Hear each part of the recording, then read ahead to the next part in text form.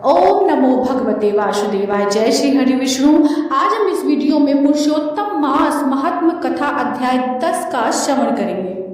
जब उस दुखी कन्या ने महर्षि दुर्वासा ऋषि के सामने अपना दुख प्रकट किया, तब दयालु मुनि ने उसके कल्याण के लिए एक अत्यंत गुप्त और महान उपाय बताया। उन्होंने कहा कि शीघ्र ही आने वाले पुरुषोत्तम मास सभी मासों में श्रेष्ठ है और उसमें किया गया स्नान, दान, तप और भगवान की पूजा असंख्य गुना फल देने वाली है। उन्होंने समझा कि इस पवित्र मास में केवल एक बार तीर्थ स्नान करने से भी उतना ही पुण्य प्राप्त होता है जितना हजारों वर्षों तक तप और गंगा स्नान करने से मिलता है।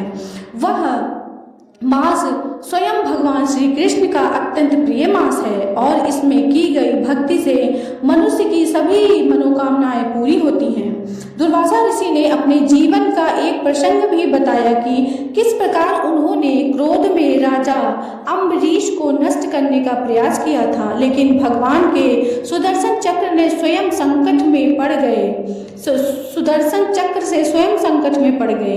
तब इस पुरुषोत्तम मास के प्रभाव से ही वे उस भयंकर संकट से बच सके। इस प्रकार उन्होंने कन्या को दृढ़ता से इस मास का व्रत करने का उपदेश दिया, लेकिन उस कन्या ने मुनि के वचनों को स्वीकार नहीं किया। उसने तर्क करते हुए कहा कि अन्य मास जैसे कार्तिक, वैशाख आदि भी तो महान हैं, फिर यह मलमास कैसे श्रेष्ठ हो सकता है। उसने इस मास की महिमा को समझने के बजाय उसका तिरस्कार किया।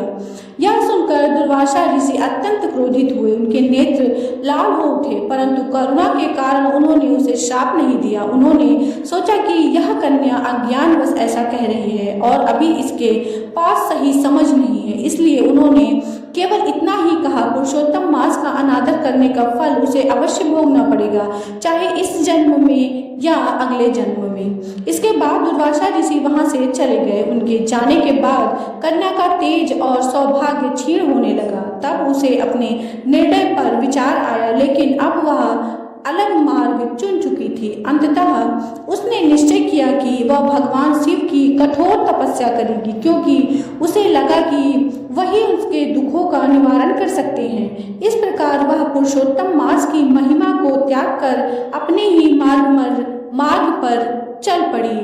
बोलो विष्णु भगवान की जय। पुरुषोत्तम मास महात्म कथा 10 समाप्त।